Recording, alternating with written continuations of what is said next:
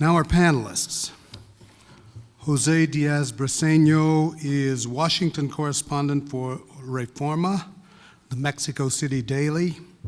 He writes extensively about U.S.-Mexico relations, including issues such as immigration, border security, and trade. Maria Lipman is editor of Pro at Contra, a policy journal published by the Carnegie Moscow Center, and she writes an op-ed column for the Washington Post as well. Previously, she edited 2 Russian news weeklies. Tan Yingzi is chief Washington correspondent of China Daily, China's largest national English language newspaper. And moderating this panel is Peter Slevin, national political correspondent for the Washington Post. He has covered national politics for the last 6 years and previously wrote on foreign policy for the Post and was in Europe for 7 years as a foreign correspondent for the Miami Herald. Let's welcome all of these folks with a warm round of applause. Peter? Thank you for that, for the nice introduction. It's an astonishing crowd on a Saturday afternoon in November. We're thrilled that you're here. Delighted at the turnout, and I'm guessing a few of you probably voted on Tuesday. I would hope a lot of you voted on Tuesday. Who voted on Tuesday? That is good. Good for democracy. So I'm curious, is there anybody who voted this time who did not vote in '08? No one. Now, is there anyone, or hardly, a few, is there anyone who voted in '08 but stayed home this time because it wasn't so interesting? This is surely the most engaged audience in America. What an astonishing thing that everybody is doing that, and probably that's why you're here today, which is fabulous, absolutely fabulous, because boy, do we have a lot to talk about given everything that happened. I was fully prepared to say that if you voted in '08 and didn't vote this time, it was your fault, but I can't even blame you for that. There's nobody to blame. You could have been blamed no matter what happened. And there's obviously, when everybody looks at what happened on Tuesday, it seems that the Democrats and the Republicans have surprisingly somewhat different views of what happened. And I think we'll talk a little bit about that. I mean, it was, this raucous campaign. Being in Chicago, as all of you were, presumably most of you were, the '08 campaign was otherworldly, right? And it ended 10 blocks away from here. This year we had Christine O'Donnell. I hear a titter going through the audience without even explaining who she is, which tells us something about this audience, I can see. But it's probably not often there has been a witch, a self-described witch running for office. And then at the other coast, there was Meg Whitman, who of course volunteered to spend $140 million of her own money to run California. And of course, the campaign was obviously a referendum on many, many, many different things. We all know the basics, don't we? That the Republicans won 60 seats, largest switch since the Truman era. President Obama called it what? Does everybody know the word that he's been using? A shellacking, we can say, unanimously. And yet it's so fascinating that so many politicians say they know what the American people want and what the American people were saying. Here's a country, of course, that has been so pretty evenly split along party lines for a very, very long time. I mean, can anyone spell Florida recount?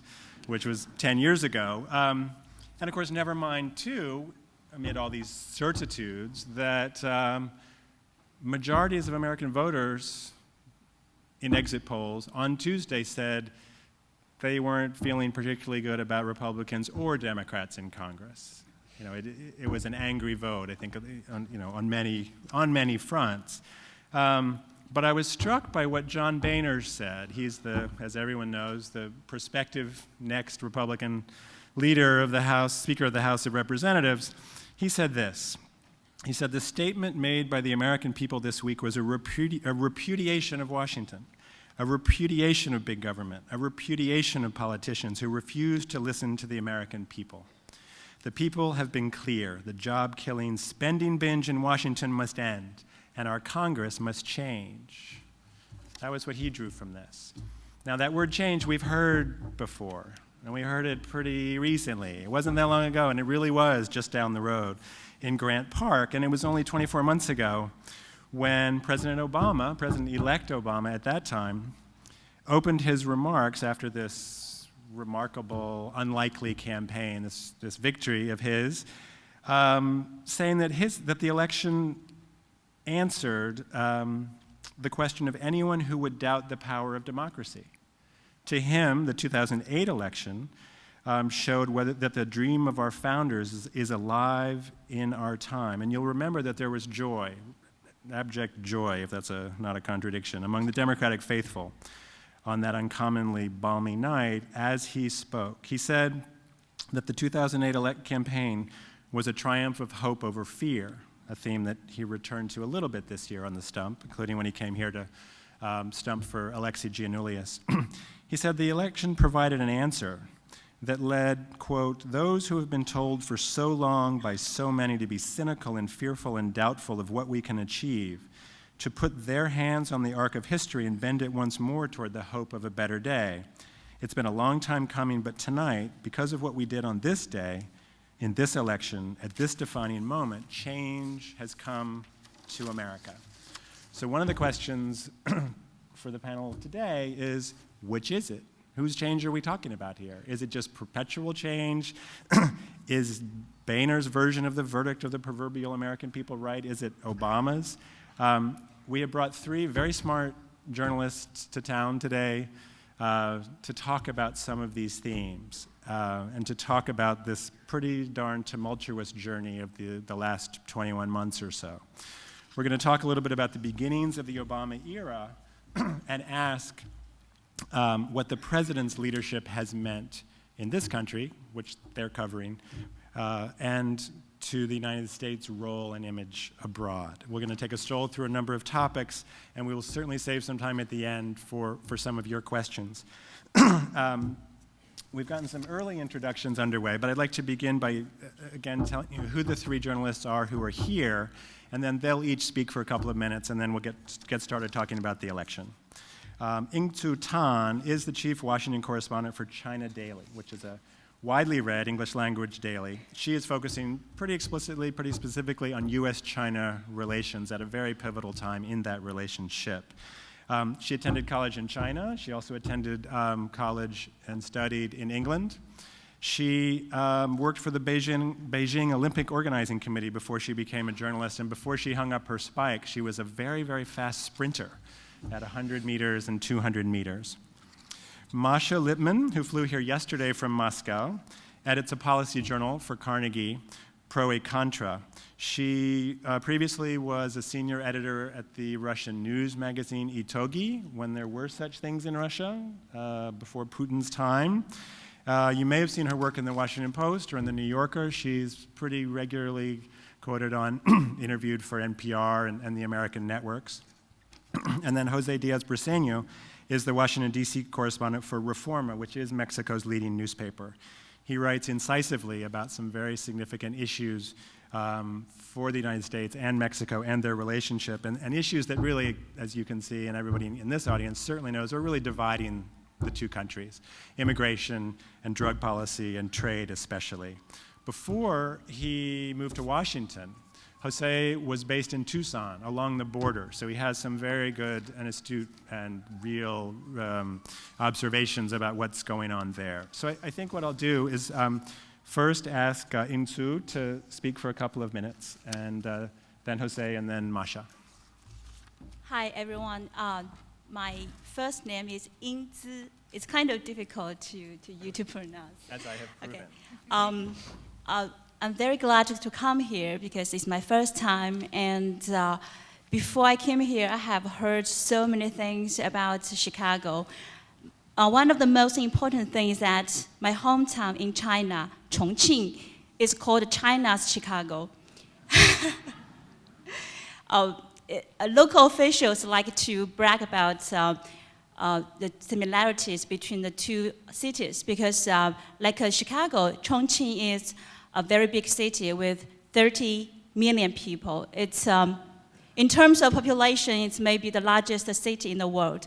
And it's also a very important gateway to the vast western part of China, and with very convenient transportation like Chicago. We have a river, airport, railroads, and high-speed highways.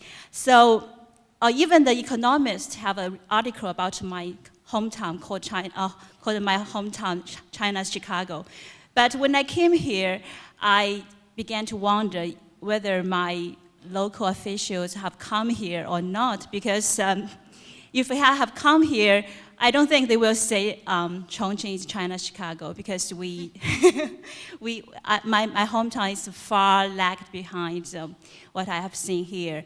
It's really a beautiful city with beautiful architecture, and I just amazed by everything I saw here yesterday. So, but the thing why Chinese people and my local officials are so crazy about following the U.S. pattern called my hometown, China, Chicago, called Shanghai, China, New York, is because for years Chinese people really like to become, really like America. They want to become America, and they always learn everything from Americans.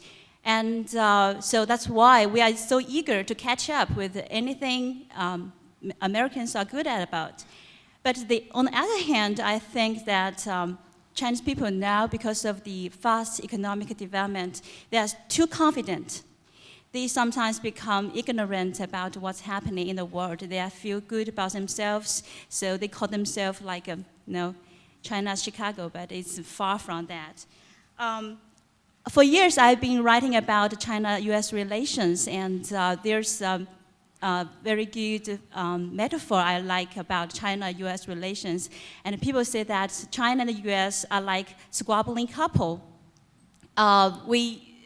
China and U.S. fight all the time, and over many issues like currency, trade, human rights, but we always find a way to solve these problems, because we cannot live without each other. We are each other's second largest economic trading partners. Nobody can afford to get a divorce, because so we have to fight, and sometimes want to kill each other. But at night we have to sleep on the same bed, have different dreams. Yeah, I'm really glad I can meet so many wonderful Chicago people here, and I like to share my views about how Chinese people think about Obama and about the midterm election, about our future together. Thank you.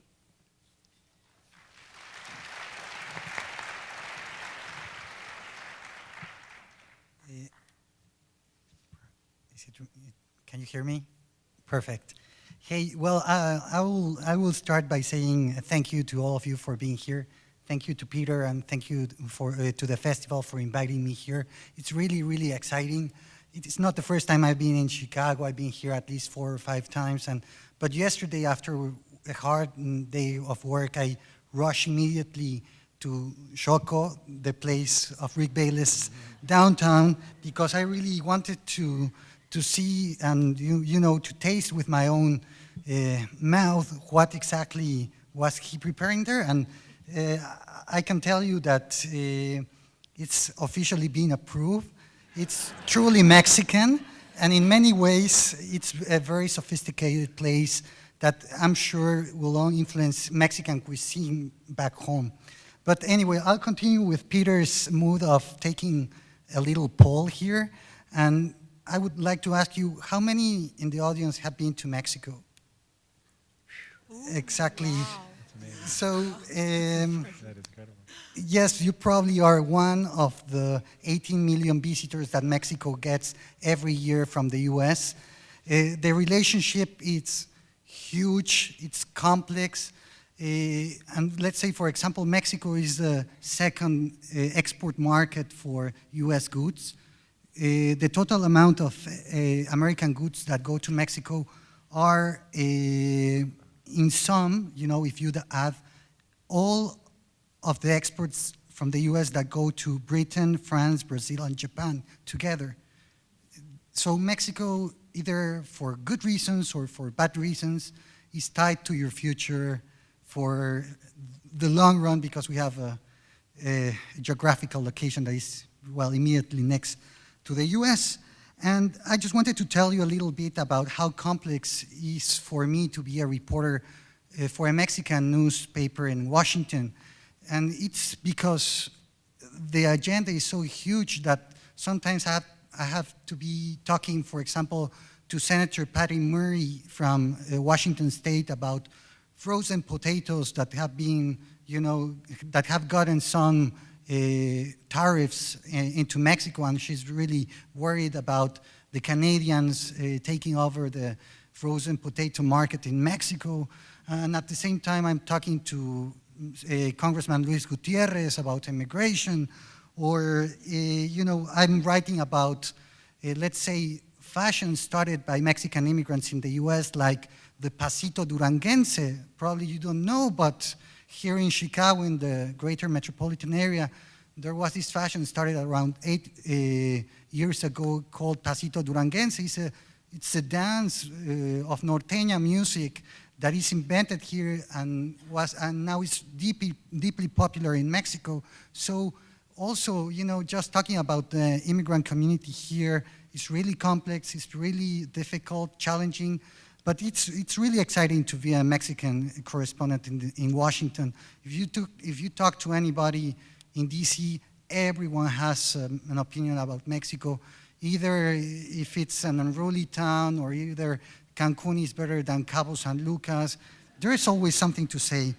And what I just wanted to end with is with the idea of Mexico as a partner that not necessarily is an enemy, which that's mostly what you see in TV, in cable news. If you see Mexico, is basically violence and crime and the danger that the country poses to the US. And I guess that the 18 million people that have visited Mexico can tell that violence in Mexico, yes, it's bad in some areas, especially in the border, but it's more dangerous to be driving drunk in Mexico for US tourists than being killed from a bullet from the drug cartels. That's it, Peter.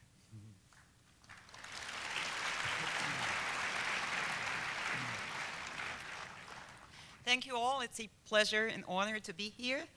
Well, my country is different in many ways from both Mexico and China in terms of relations with the United States. Of course, we're not a neighbor, even though we may be in what is Far East in my country, but that's really a tiny part of that. Sarah Palin can actually see it, as she said. And because we're not a neighbor as Mexico is, and I wonder how many of you have been to either Russia or the Soviet Union.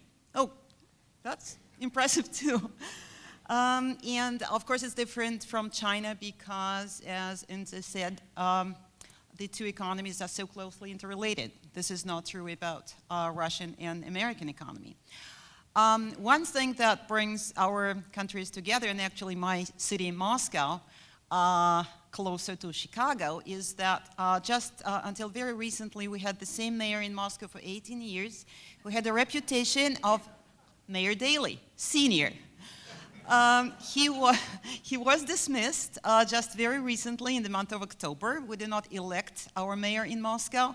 We have him appointed from above, which also makes our country very different from the United States. But up until he was dismissed, he was referred to, especially in Western media, in American press, as Mayor Daley. Now, what was striking to me is that when Peter was saying this election was interesting, the audience laughed because it was so self-evident. To me, it was striking because our last competitive election was in '99, but then our first competitive election was in '89. So we're talking about 10 years of competitive election, and today partly elections have been canceled altogether, like gubernatorial, and like mayoral election in Moscow, St. Petersburg, and a few other big cities. But also all other elections at the national level have preordained results, which creates a totally different scene politically. And of course, it's a different scene in terms of journalism. Just a few words about myself. I never thought of becoming a journalist when I still lived in the USSR. This would have been to compromise myself too much. Journalism happened to me with the exciting change that came to my country in '89, when my country was opening up, and when lots and lots of the best American and other foreign reporters rushed to Russia to cover what was going on in those years of Gorbachev's perestroika. So I was trying my best to explain my country to my country, which lived through such fascinating time, to foreign journalists, and that was how I, almost without noticing it, became a journalist myself. So that's about it. Well, thank you. Yeah. Thanks to all three of you for that. Something that Masha said echoed actually something that Yingzi said when we were in the green room waiting to come out, which is that so many Chinese are interested in US elections because they are so competitive and because they're fun, and well, they don't have exactly that same option in China to have competitive elections. And on that very front, let's talk about the midterm elections that are so fresh in our minds. I'm sort of tempted to ask how you say tea party in Russian, Chinese, and Mexico. But we certainly saw, by any measure, I suppose, democracy in action, unlimited amounts of money and advertisements and God knows what else. I'm wondering, as you look at this election, how dramatic does the result seem? I mean, we're so steeped in it, really, and this is such a political city, but was it a rebuke of Obama as you were seeing it? Jose, do you have a thought about that? What surprised me more is something that a friend of mine put in the Facebook page of mine, which said, like, you know, Americans are looking as a teen on hormones because of the mood swings. You know, it's just like 2 years ago they were voting, especially in those purple districts, for the Obama project, and immediately 2 years after they are voting for the right. So I think the word of the day is impatience.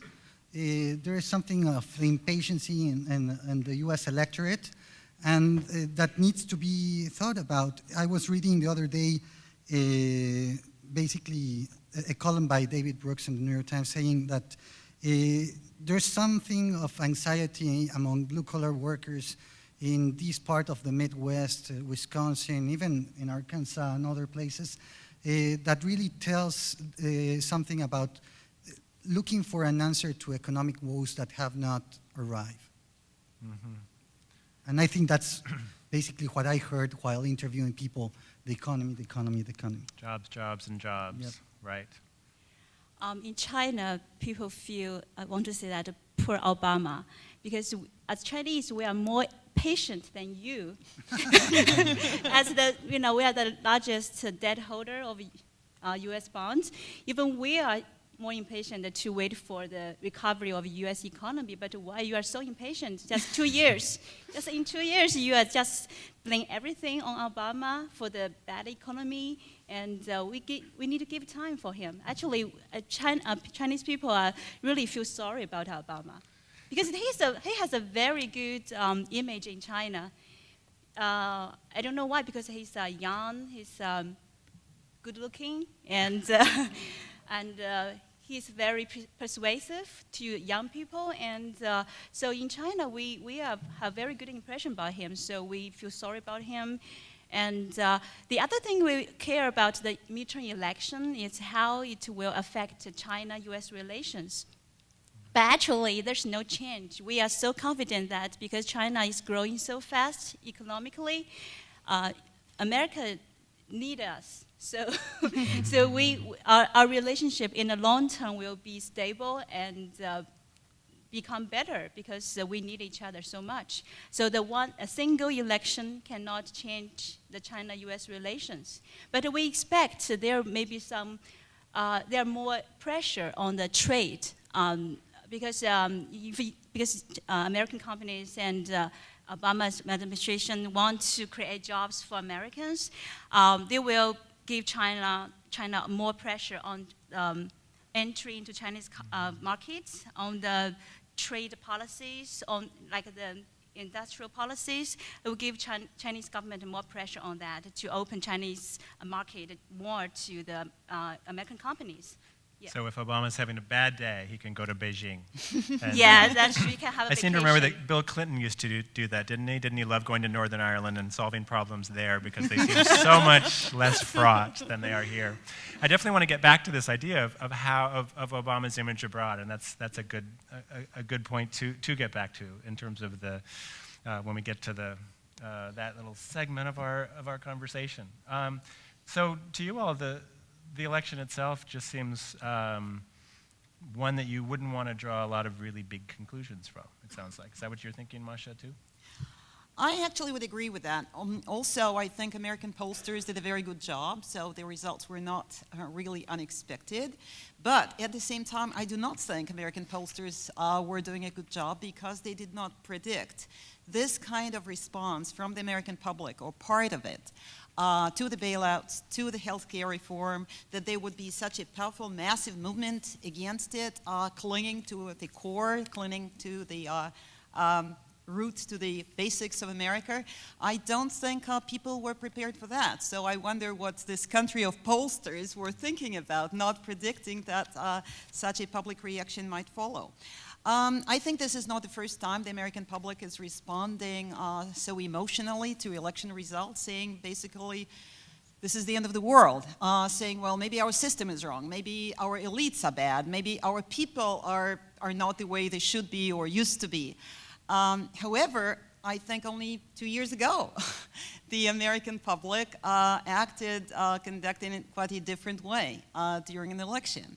And I wonder if the economy improves in 2 years' time, maybe there will be no reason to be so depressed and no reason to think, oh, something's deeply wrong with our country, something deeply wrong with our people or with our system. Maybe we should change the system. And a lot of people in this audience are going, oh, I hope so, I hope so. Please let that be true. Right. I think I remember people were really depressed in '94. I think people were really invigorating. People, I mean, democratically minded, which most of the people I know in America are. Extremely invigorated in '96, saying this is a historic election. Now America is on the right track. And then, you know, a few years later down the road, people are depressed again. And then again invigorated only 2 years ago. So now I think there's a reason why China is more patient than the United States. China has a so much longer history than this country. Maybe this is why America is impatient, because you guys in this country have been so full of desire for change and achieved so much and changed so many times and have been very progressive so many times in your history. Maybe that's why. Maybe this is why it's depressing. So, talking about Obama, I think Russia at the same time is a bit too much focused on the United States, because only up until 20 years ago, we were on a par, adversaries in the Cold War, and now we are inferior in every way. And this makes us feel inferior and totally obsessed, whether we're really no longer on a par and no longer will be. There is this sense of lost status about Russia. But at the same time, I do not think that there is such focused interest on the developments. And I find the coverage of the United States and even of this election in Russia really something that looks like a recycling of the American media. People are more interested, just like in China, about Russia and American relations, which have greatly improved. with the appearance of Obama, the reset, the famous word that I think infuriated many in the Republican camp, but which make people in Russia hopeful, both in the government and people at large. And of course, there were worries that should Obama have less power now than 2 years ago, the reset will be in question, and this is what causes concern in Russia. When you think of the influences on Obama and on what will happen in Capitol Hill, sort of drawing the connection between what some voters certainly felt this year, and what could happen next, you can't help but talk about the Tea Parties, even though they're a disparate bunch of groups and it's obviously not an organized third force. But I've got to ask, how did the Tea Party surge come across? Did it seem to come from just nowhere? What would you say about that? This year, Chinese people are really interested about how the Tea Party movement came out in the United States. They are curious about how a country with two-party system can come out a third force, because in China it's unimaginable, Because they haven't figured out the second to have party. a party, have a Right. second. Can't get to three until you have two, right? So American politics in China now is like a gossip, and they're very good to the gossip material. We cannot talk about our domestic politics in public, and we can joke around American politics. So you can gossip about American politics. Even the taxi driver in Beijing can talk about American politics like they were in U.S. They know so much about American politics. During the midterm election, almost every Chinese newspaper devoted a lot of space for the coverage on the election. But like Maria said, it's all recycling from the U.S. media. But people are really like gossip. Are the Tea Parties seen as a sideshow, as something that's not quite in the center, or is it much more imagined as a strong something that says something important about the United someone States? like Sarah Palin and O'Donnell can be our candidate for the Senate is unimaginable in China.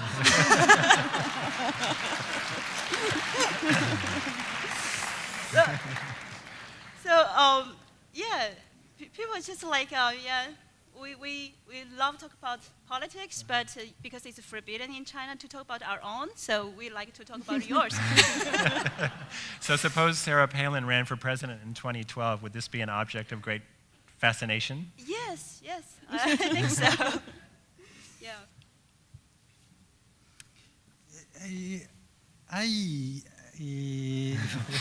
What can I say? The Tea Party first, renders Jose speechless. Just to talk quickly about the Tea Party movement, also in Mexico is very surprising, not only by people in the Tea Party, but by politicians in all sides of the aisle, to have God so much talked in the public arena. In Mexico went through a very difficult war in the 19th century that divided state and church very dramatically. So it's really, really striking to see people like Christine O'Donnell talking so much about separation of church and state and this point of history. But also, unfortunately, for the people in the Tea Party, the image that Mexico has of them is mostly from looking at them through the immigration lens. Most of them are immigration restrictionists, and in Mexico that's deeply unpopular. So definitely they see them as some yahoos. But for a reporter as me, that makes my job even more difficult because I need to explain to readers in Mexico about a real valid opposition in the US, trying to understand their motives, their aspirations, and so on. So it's a tough thing. Yeah, because clearly the Tea Party did tap into some very strong emotions, very strong skepticism of government, which certain themes that the Tea Party may have taken to an extreme certainly exist in the mainstream, certainly in the mainstream opposition. What do you, when you think about what can happen next and whether the Tea Party can last, do you really think that it's more, as Yingzi was saying, that, well, gee, the economy will get better and people will move on? Or is this the start of something dramatic? Do you have a thought, Masha? Well, of course it is striking to see Tea Party in the United States, a group of people whose thinking so much defies logic and knowledge.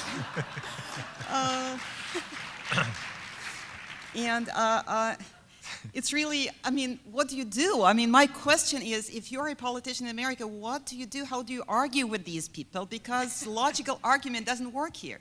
So what do you really do?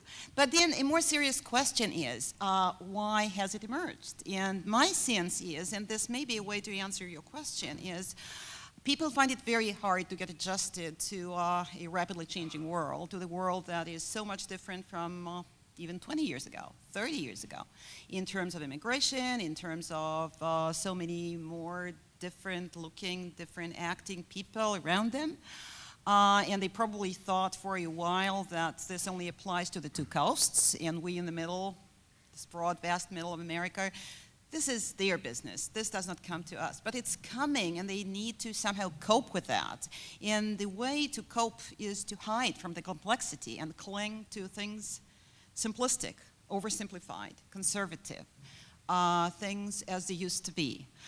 And I find something of this sort in my country as well, with people clinging to the old way of, to the old political system, finding it in a way easier to live in a country that's softly but authoritarian, centralized government. Let them to decide. Let us not to have to make the choice. I think people think of this with a sense of relief. This is conservative, the Russian way, and I think Tea Party and similar people are conservative, the American way. But because there is no way to cling to the past, because the world is changing, and there is no way to somehow push it back to where so that it's not around us, I don't think this phenomenon is for a long time. Which does not mean that. The democratically minded and the democratic voters will always be blessed with the election results. I think there will be other reasons to be disappointed in the future. I think I agree with Maria. Most of people in China think like some conservative Russians that it's better to have sorry. Okay, sorry. Yeah, there are many Chinese people like conservative Russians. It's better to have a central government to decide. We don't have to choose, and as long as the economy is good. So Chinese people believe that maybe the why the Tea Party movement came up is because American people don't have any choice. They are not happy with Democrats. They are not happy with Republican. So they created maybe another party. They hope they can bring some change, but I don't think the Tea Party movement will last very long until the economy is getting better. So I think it's just like a temporary thing, and just like a way people to express themselves and to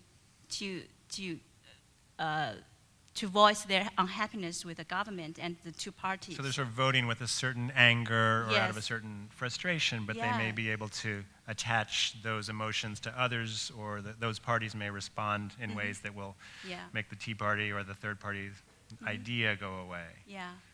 Well, one of the things that, Jose, you just mentioned that's certainly gotten a lot of attention this time around is a certain meanness of the political culture.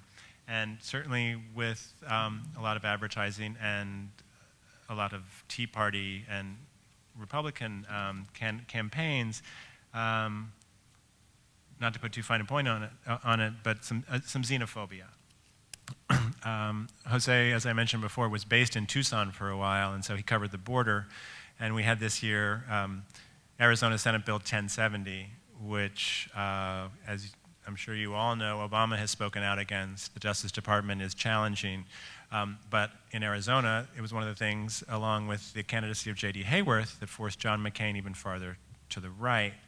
And I'm wondering when, Jose, when you look at the immigration issue and when you're writing about it, what are you seeing in the United States? Is it a matter of a sluggish economy and frustration where people are lashing out more at immigrants? Is it something more long-lasting?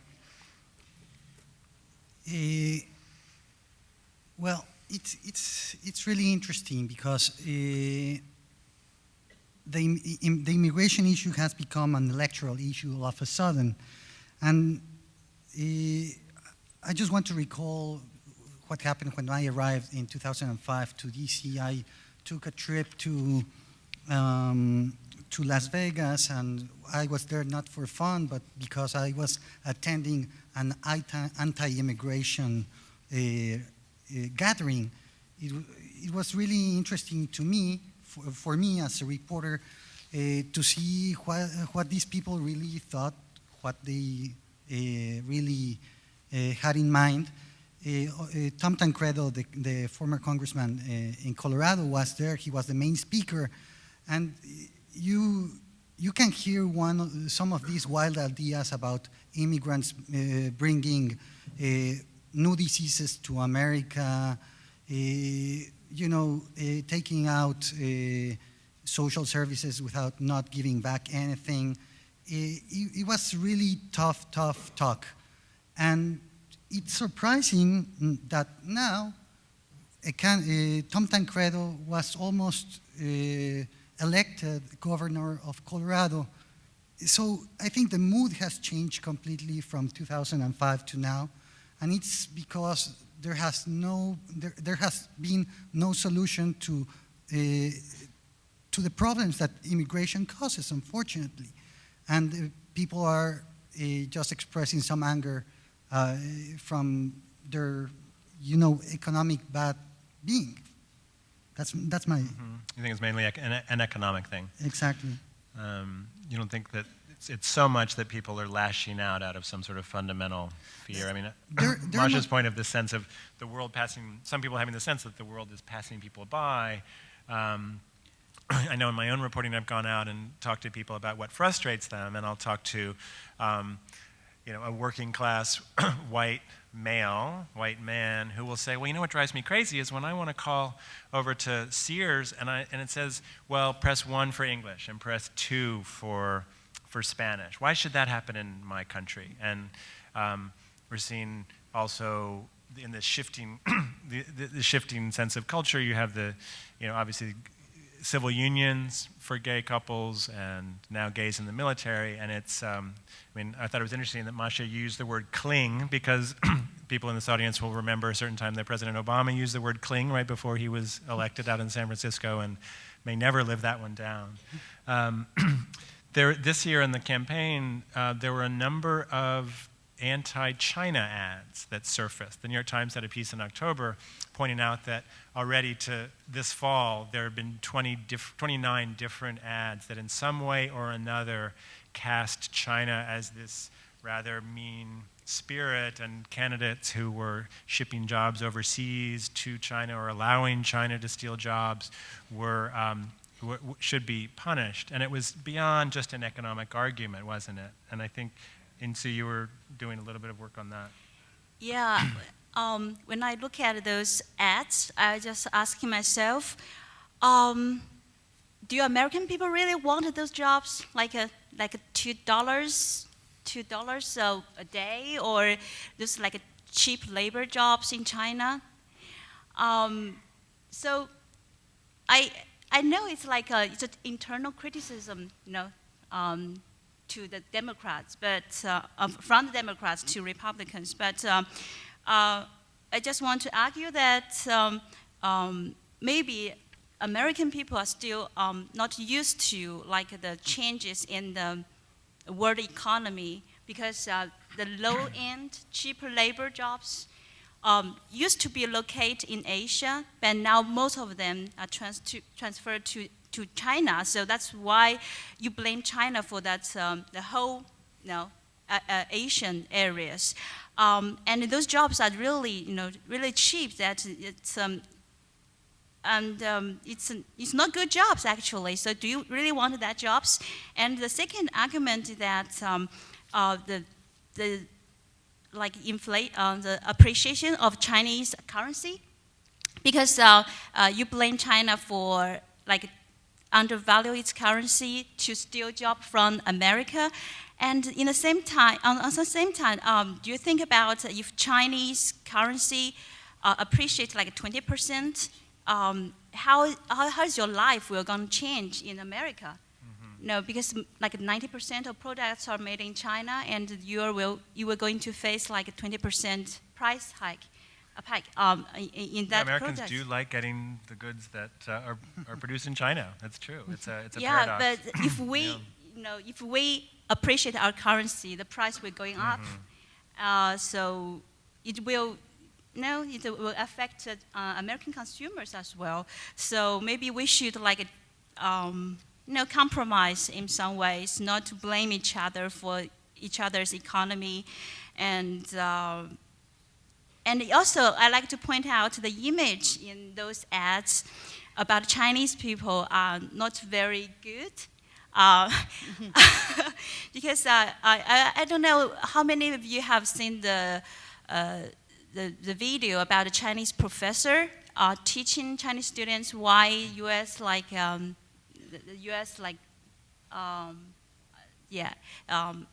The empire of United States is going down because of overspending. I understand that it's an attack on the big government spending. It's not an attack on Chinese people.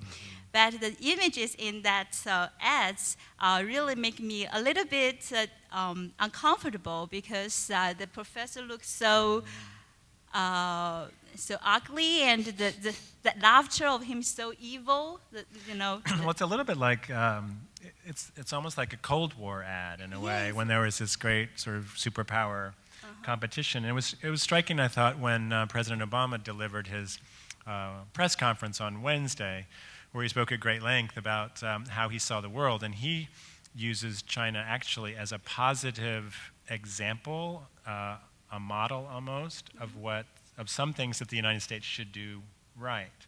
And so you have sort of a debate over what China really does represent. And in these times, I think it's easy to disagree on what that is. Jose, what were you going to say? Sure. Yes, I just wanted to say that that's something, this idea of a boogeyman in the elections, of whom to blame, is something that is really, really worrying me, and in general should be thought twice for politicians here. It's just because, let's say, for example, Sharon Angle in Nevada ran 2 ads featuring the president of Mexico, just to take a hit against Harry Reid. And that got a lot of attention in Mexico, and the very fact that the Republican National Committee was sanctioning those ads, it's really sad, because I'm sure that if this had happened, let's say to the Prime Minister of Britain, there would be a high, I guess, diplomatic problem. But it's just because I guess it's easy to blame Mexico for some of the woes that they just take away and use them. Yeah, I think this goes, this trend, this very unpleasant trend, goes way beyond the economy. I think this has to do with this oversimplification trend, and if something is not good around you, about you, you tend to blame somebody else, not yourself. This happens to humans. This also happens to nations. And blaming it on the other guy, on somebody who is different, looks different, is the easiest way. And I think this trend is much broader than just the US and maybe Chinese in the US or US and Mexico. We have it happening these days in even the most liberal European countries. We have the French president talking about we need to get rid of our gypsy. Suddenly it's okay for a French president to talk about gypsy as somebody who's not even a citizen. I guess those gypsies that he wanted to evict from the country came from Romania, which is also another European Union country. We have a country such as Netherlands, probably a super liberal country, also having problems, having very unpleasant, ugly parties, saying very nasty things about immigrants. Austria, same thing. And in my country, which of course is not super liberal, we have the same problem. And we have very dangerous demographics in the country. We are becoming smaller. The country is dwindling down. We have a very high mortality rate and low birth rate. So we need immigrants. We need migrant labor. And even though I totally agree with what Enza said, that people probably would not take these jobs.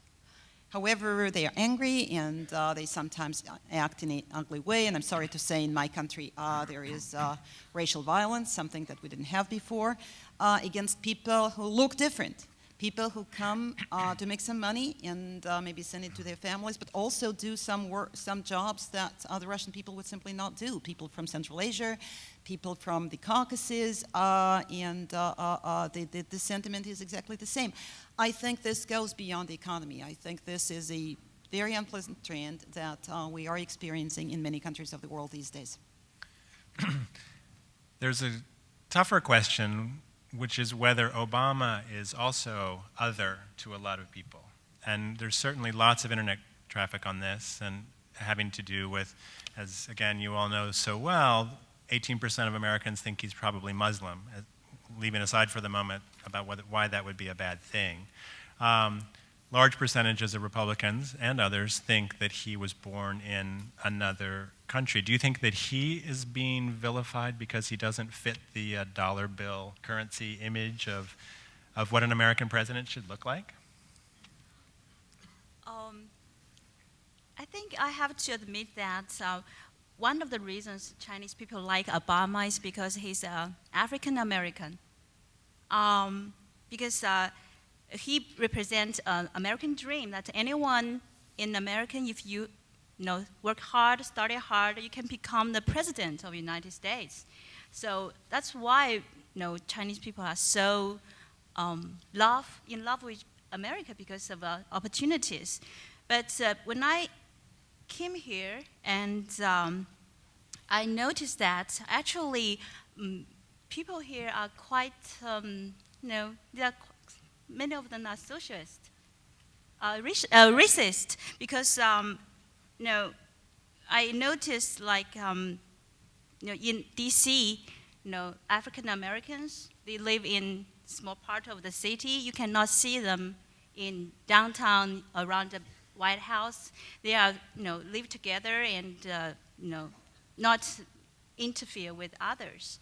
And also, I noticed that in 1880s, there's a China Exclusion Act.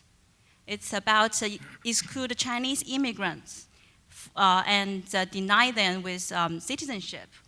And so now it's like Arizona immigration law is about like Mexico immigrants. Mm-hmm. So I think. So in China, it's almost that it's an advantage to be seen as a little bit different from the norm.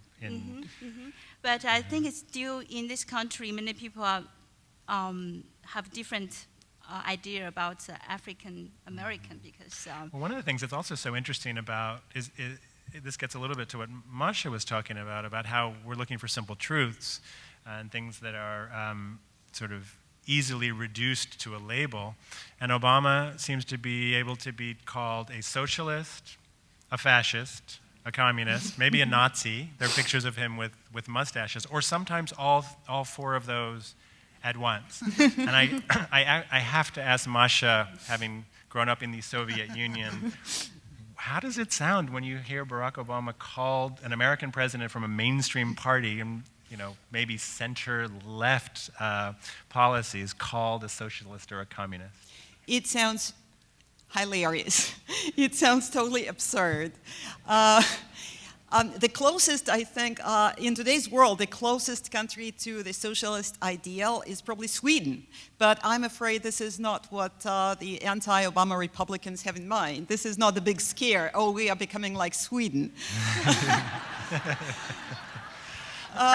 I think they have something else in mind. They probably have no idea what they have in mind. But I have in mind my life in the Soviet Union. So is Obama bringing to America unlit streets, things looking shabby and drab across the board wherever you go? Is he bringing food shortages so that people have to take commuter trains to big cities to hunt for groceries? Or does he mean sealed borders? Or most importantly, probably talking about Obama, somebody who's even blamed of being a Muslim, if this is a sin, I don't know since when being a Muslim is a sin, or of, at the same time, being very strongly criticized and actually be vilified for being close to Jeremiah Wright. I really can't see how the two come together. Either you are an angry black man who is part of a black Christian congregation, or you are a Muslim. You cannot be both things at the same time.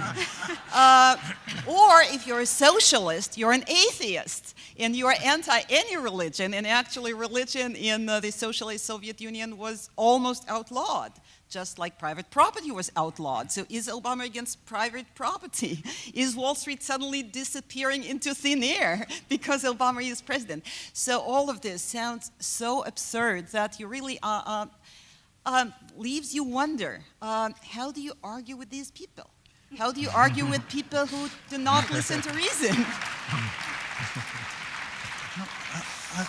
Go ahead, Jose. Just a quick comment, not to interfere with this, but the other day I was writing something about Lembeck for my paper, and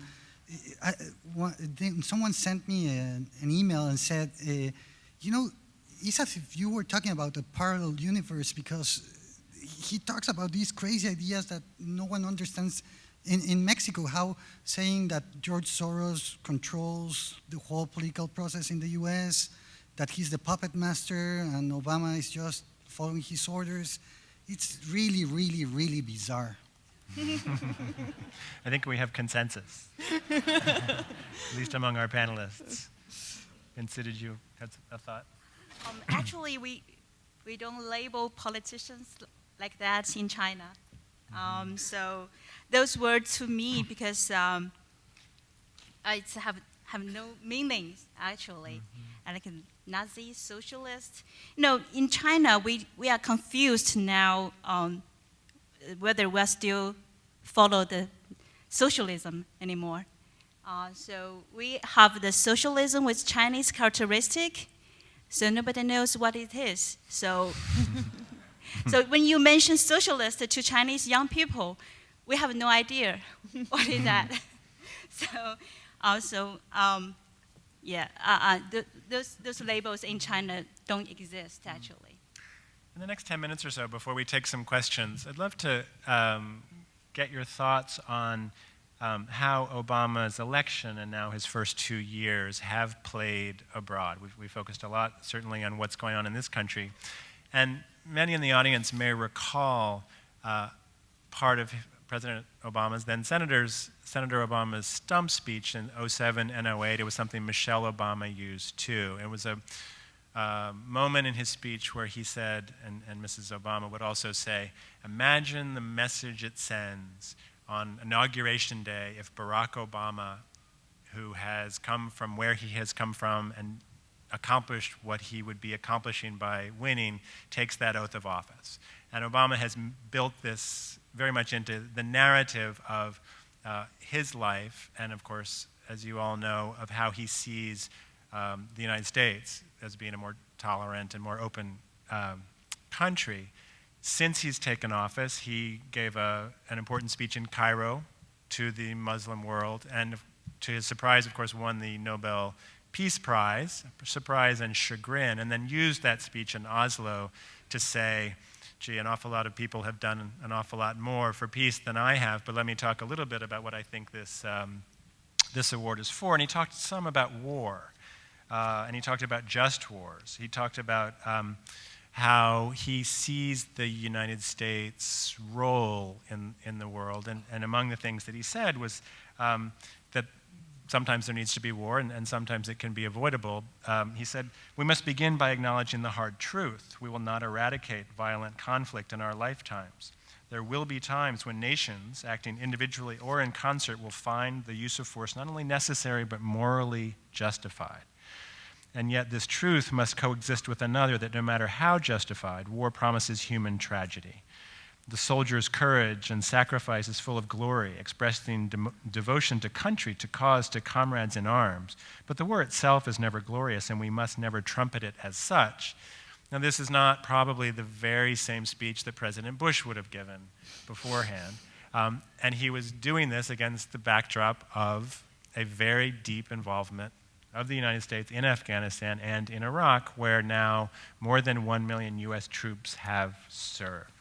So I'm wondering, how do you see Obama's role, and how has it changed the way the United States is viewed 2 years on? Masha, do you want to start with that?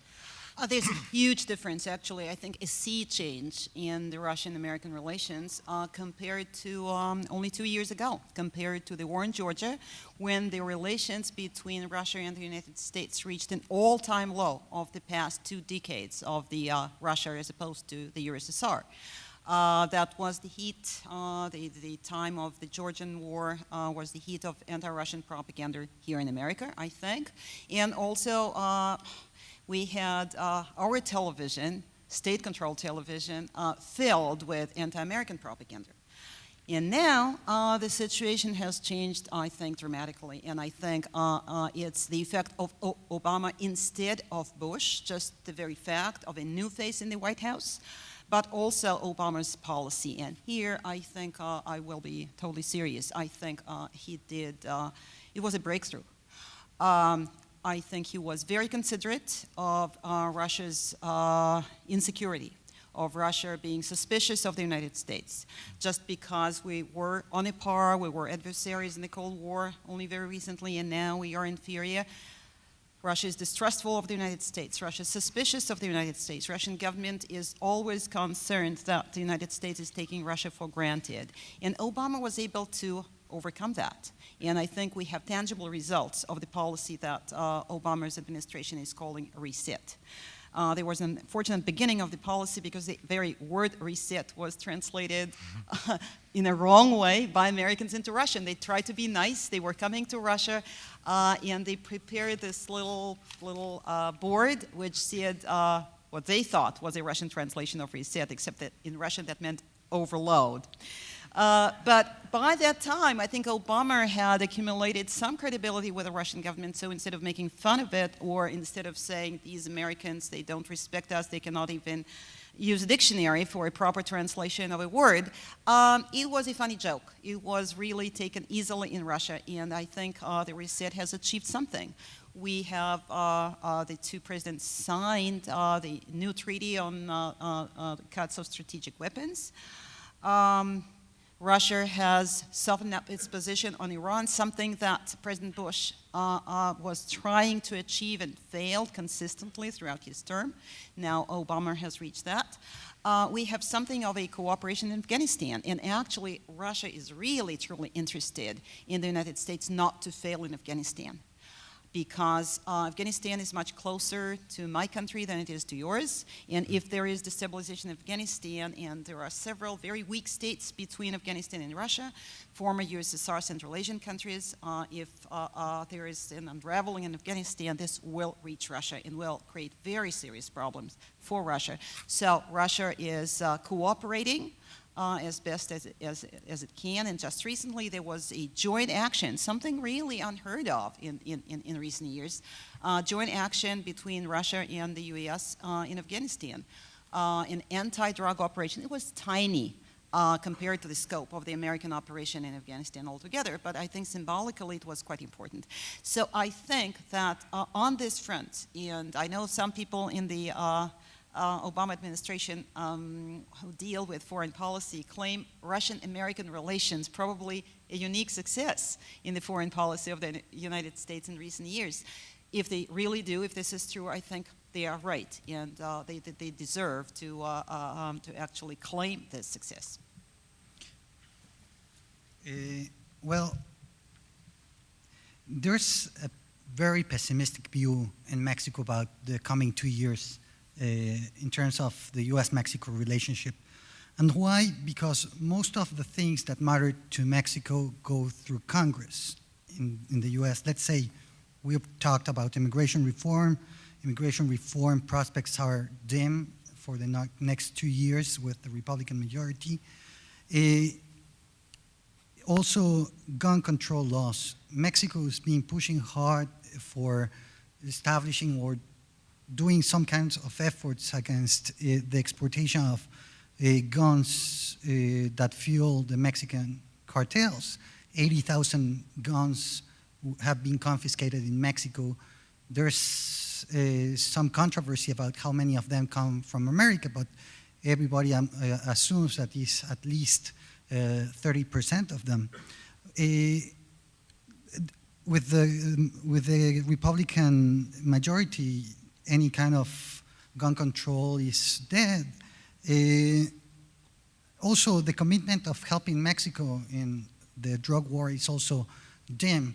Mexico's received for the first time in history assistance for fighting drugs. During the past 3 years, Mexico received $1 billion, which is way, way down what Israel or Pakistan receive. And considering that Mexico is a neighbor, this is just a very small sum. But with all the pressures to lower the deficit and spending, there are very dim views about what can be done to help Mexico in terms of funding. And something else that not necessarily goes through Congress, but it goes through state governments and in society in general is drug consumption in the US. Is largely a topic that is not at the top of the national conversation in America, but in Mexico is huge. And the image of the US in the past 2 years has gone down dramatically in Mexico because of two things. One, the immigration policy, and second, drug consumption, because Mexico is not seeing that the US is doing anything to lower dependence on, let's say, cocaine, which has lowered a little bit, but marijuana or methamphetamine, but most importantly also over-the-counter drugs, which is a huge, huge problem that is now tapping into heroin. For example, many people in the US are transferring their addiction to opiates, artificial opiates, to buying heroin from the Mexican cartel. So it's really, really a topic that should be brought up, but Mexico doesn't see that the US is really trying hard. And about China and the US relations, and this week Obama is going to meet our president for the 7th time in the past 21 months. And I think no other U.S. president have done that before, to meet Chinese presidents so frequently. Now, that shows that the two countries have really good relations. Try to have a very good relations at this time.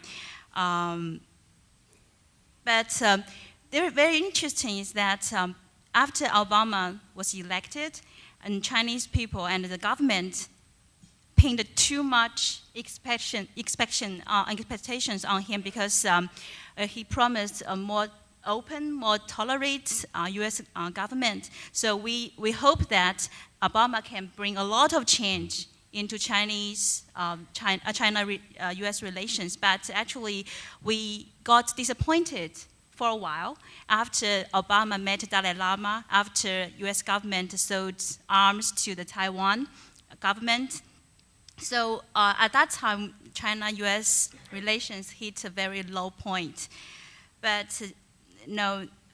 because of the financial crisis, now Obama and President Hu Jintao are working really hard together to solve these economic problems and to find a broader common ground to work on with. So now China is, I think they have some trust in Obama to work with as a partner. But Obama's recent, the ongoing trip to Asia this week caused a lot of concern in China because many people believe that it's the Obama administration is going to contain China in that region because China has too much influence economically and militarily in that region, and it's like it will affect U.S. interests in that in Asia. So there we'll see maybe more conflicts in China-U.S. relations in Asia region because. There's a saying in China, one mountain cannot have two tigers. So maybe we'll have some little fights in that small mountain of Asia. That's interesting. A mountain that can't have two tigers. I wonder if Obama will take with him when he meets Hu a copy of Forbes magazine, which this year placed Hu Jintao as the most powerful person in the world, taking over from Barack Obama. In the time we have left, let's take a few questions. There is a microphone. There are obviously lots of hands up. And Dov is our microphone person, and he is carrying the box down the middle aisle. Box. Can you stand up too, please? Yes. I think the Republicans and the Democrats have to understand one word, and that is compromise. Otherwise, we're going to have deadlock, and this country was built on compromise. And I think the Tea Party was strengthened by independents who were disaffected because of deadlock and nothing getting done. And perhaps if there's no compromise in the next 2 years, the Tea Party will go out of business in favor of the caffeine party or the steroid party. Maybe so, thanks. Is there a question that somebody might want to have? The microphone is coming your way from behind.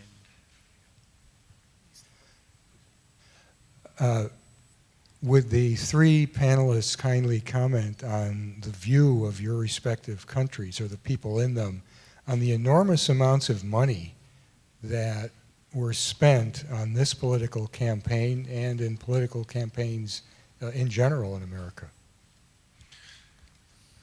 Do you have a thought? Do you have a thought, Masha, on that particular one, particularly post-Citizens United, where not only can there be lots and lots of money, but none of its donors have to be revealed? Well, I come from a country where elections are no longer competitive, at least on a national level, and yet tons of money is spent. So I think, on the other hand, I think it's indispensable that every next election is getting more expensive than the previous one. But one comfort for America is that even though there may be some spots in the campaign where campaign funding is not transparent, the bulk of it is. And the campaign money can be traced. Again, I come from a country where A, lots of money is spent, B, it's fully non-transparent, and there is no public accountability as to what kind of expenditures from the budget or from elsewhere, or God knows from where, is spent on political campaigns that are not even campaigns because they're not competitive. I find it sort of striking that we seem to have a consensus on from our guests that the sky is not falling on this one either.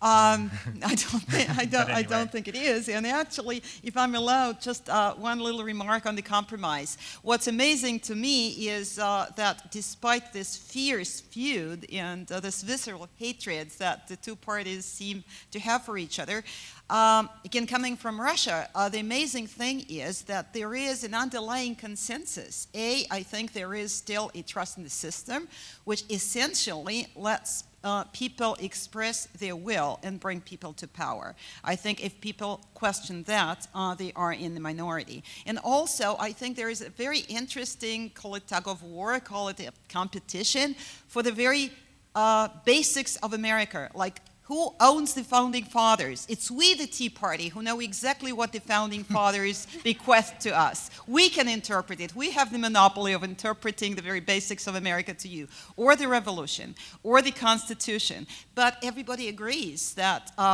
these texts are almost scripture, that they may be subject to interpretation, but they are the basics, and they remain, and they can be questioned. And the founding fathers. I come from a country where there is no underlying consensus, but there is no political competition. So I think there's always a way to look at your system as having an interesting angle, such as a consensus, that I think many people in America take for granted. Is there another? The microphone is now where? I think Alex. I'm curious, we've been talking about foreign policy for the past hour, and Secretary Clinton's name has not come up at all. Can you just comment on the effectiveness of her work and of your country's impression of the Obama-Clinton relationship? That's a great question. Do you want to start? I just looked through some Chinese foreign relations, and somebody called Clinton a witch. A witch? Yeah. She's a witch. Because she tried to, she tried to play tough on China about this South China Sea issue, and tried to play some roles between China and Japan. Because China and Japan have so much very sensitive historical issues, and the U.S. Chinese people are very angry that Americans want to play a role to try to improve our relations. Do you think that she is seen as a separate player from Obama, or as are they considered a team where she's carrying out? She's very tough on foreign relations with China, and Obama is a kind of nice guy to us. That would be the good cop, bad cop routine.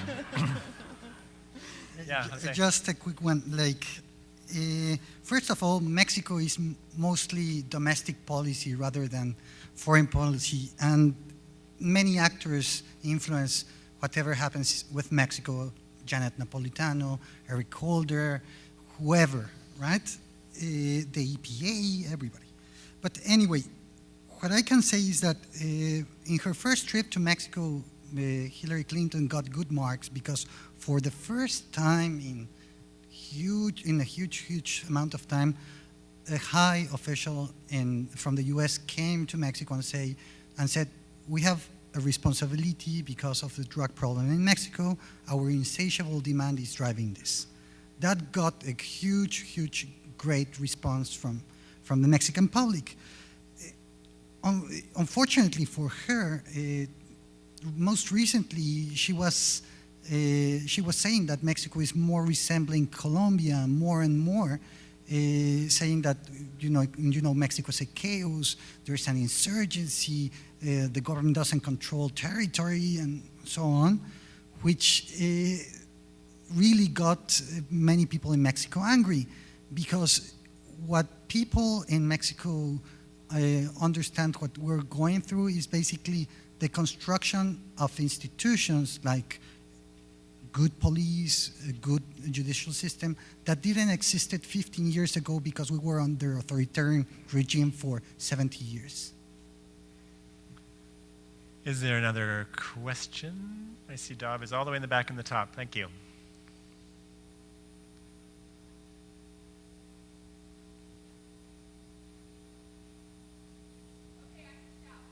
Excellent. Okay, yeah, great, thanks. Democracy is like that sometimes. You have to shout. Raise your voice. Definitely. I was wondering, you each talked a lot about foreign policy and the economy, jobs, lots of different issues, but I'm wondering about the coverage of the U.S. education system in your countries, and and our current administration's changes in that, if there's been any coverage of that in your countries, because in my opinion, we certainly don't have enough coverage of it here in our own country. So thoughts on that, and maybe what some of the citizens of your country might think of our education system. So just your thoughts. Anyone on have some that. education thoughts? I think in Chinese eyes, US has the best education system in the world. That's why we have like 100,000 students now in United States. We are the largest like overseas students in US. So I think because the maybe undergraduate and graduate level, it's the best in the world. And I know there is there's a movie waiting for the Superman about the elementary and the basic education. I know there's some problems with that public school problems, but it's the same in China too. It's very hard to get into a good university, elementary school because of the very limited resources of education. But for the graduate college level, you have the best. Just a quick one. From the Mexican point of view, the U.S. education system is seen as the path to the American dream. We recognize that the public education system at the elementary level, for example, is the best in the world.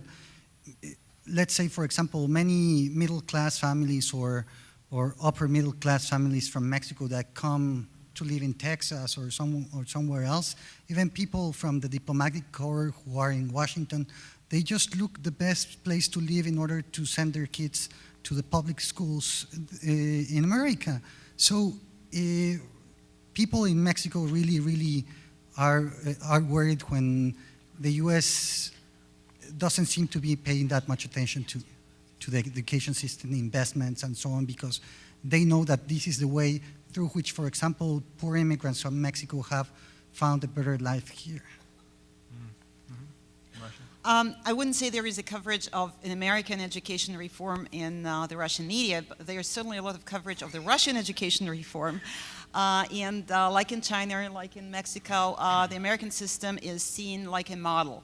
I think there is still a struggle in Russia. On the one hand, there is a trend, a conservative trend to think of our own education as ideal.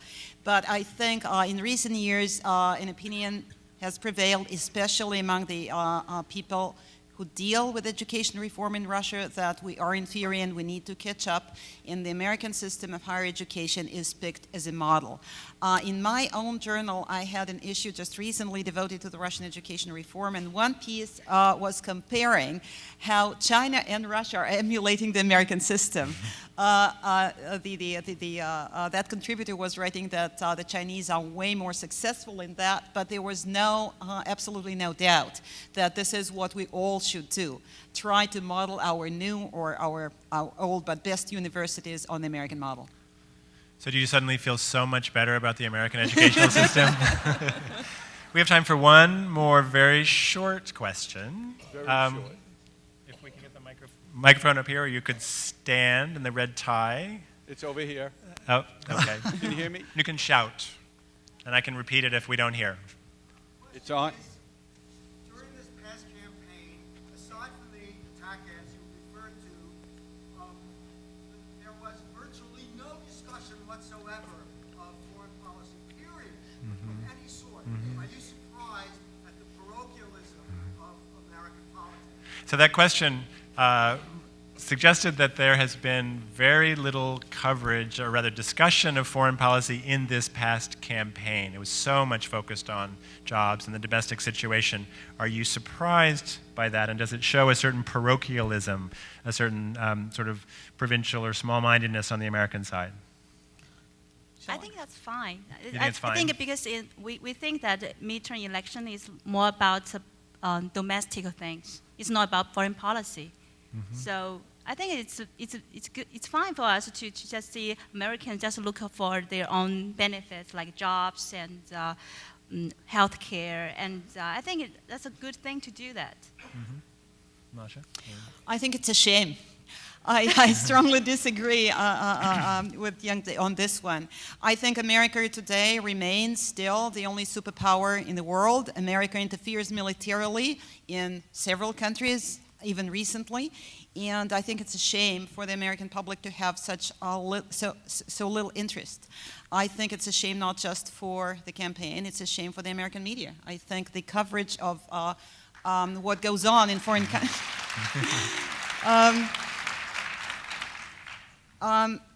I know that especially American newspapers are living through difficult times and they have to make cuts, and I know the cuts are, and this is also a shame, are at the expense of foreign bureaus. I see this in the foreign bureaus in Moscow, how much fewer people now cover my country for the American readership. And if the American public has less knowledge today about what goes on in the world, how can American foreign policy can claim to develop in the right way?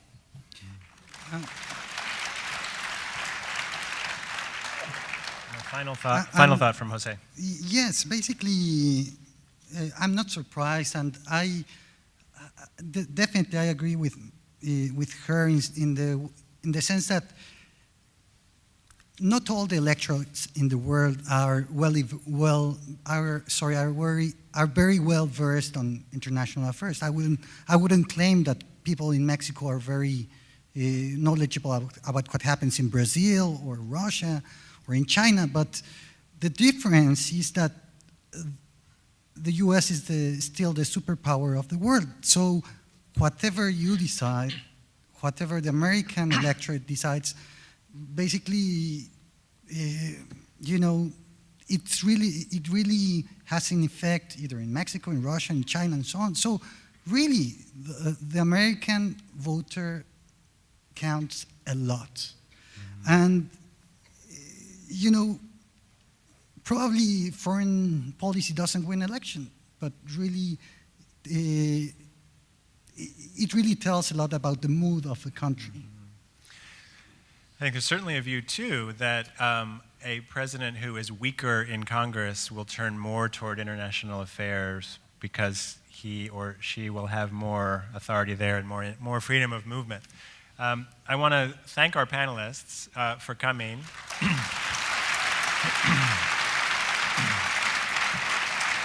I feel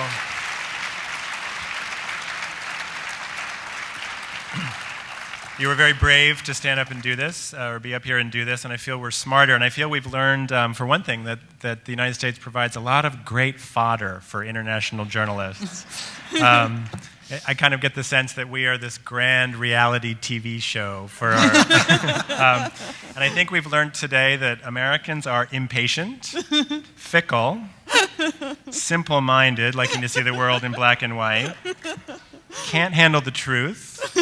We've learned that the media is parochial and contributing to the larger problem. I see there's pretty much unanimity in the audience on that.